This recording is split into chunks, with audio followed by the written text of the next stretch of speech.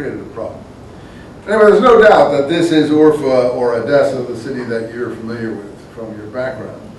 And Agabus, who reigned over the nations beyond the Euphrates. I'd have to open my book, this gentleman's book again, and look at the maps, but if you look at the Antioch, or rather Edessa, is on the Euphrates, near the Euphrates. And beyond the Euphrates, you get to the Tigris. So the nations beyond the Euphrates are the nations in between the Tigris and the Euphrates and beyond. So, with great glory, and so on and so forth. But he apparently had a disease, and there was a letter carrier who was treating this disease, and it refers to the resurrection, and then it talks about Thomas, one of the 12 apostles. By divine inspiration sent Thaddeus, one of the 70 disciples. So now you see why Eusebius prefaced this with the discussion of apostles and disciples. So Thomas sent Thaddeus. Now, that may not be correct. That's just this writer thinks it's correct. In our Gospels, Thaddeus is an apostle. He's not one of the 70 disciples, or he's both, as Eusebius was trying to figure it out. So it's all very confusing who and what Thaddeus is. And in my framework, I don't think Thomas and Thaddeus are even different people. They're just the same person by a different name in my personal view, but that's another thing beyond our scope at the moment. I give all the arguments for that in James. In any case, someone called Thomas, and the point of Thomas is that Thomas means, in Aramaic, Syriac, twin. He's not just a twin.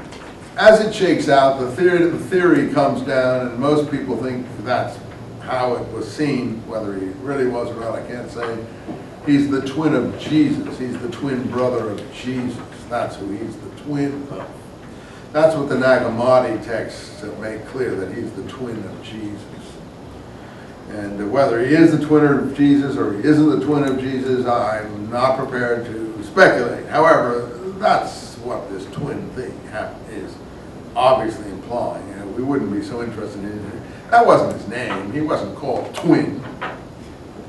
And Thomas, John, the Gospel of John, as we told you, has him called Twin. No, it means that the twin was a very important impression that was being made on people this time. He was so important that he was twin, not just twin. That the people were so impressed by his twinship that they double named him Twin.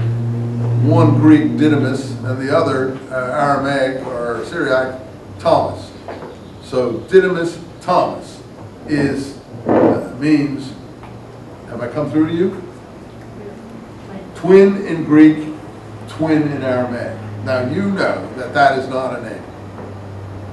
If I called you in English twin, that would not be considered, that would be your nickname. That would be a nickname. And a very silly sounding one at that. So some people are writing this material who are really way out of it. You know, the things they're writing about, they hardly comprehend themselves.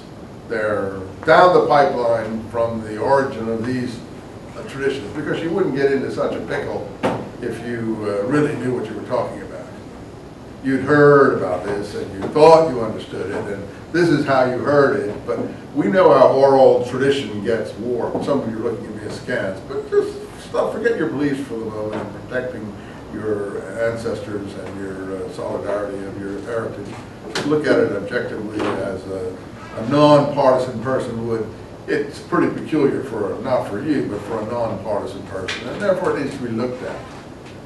The people obviously have got something wrong, and of course Eusebius himself lets the cat out of the bag at some point here when he actually calls him Judas Thomas. And therefore we know that and he's not the only document that calls him Judas Thomas. And that's already starting to make more sense. So you see, I know we love the Gospel of John, and we want to think the Gospel of John is authoritative, but the fact that John doesn't know his name is Judas Thomas already means that that John doesn't know as much as we would like to think he knows. He should at least know that, and the fact he put Didymus Thomas, probably he did know it was Judas Thomas, but it upset him. So he threw another word in there rather than Judas, because it caused problems with his transmission data, and he didn't want to be forthcoming about the fact that this was, Judas Thomas. I think John knew it was Judas Thomas, or the original author did, and maybe the copyists changed it because they didn't like what they were seeing.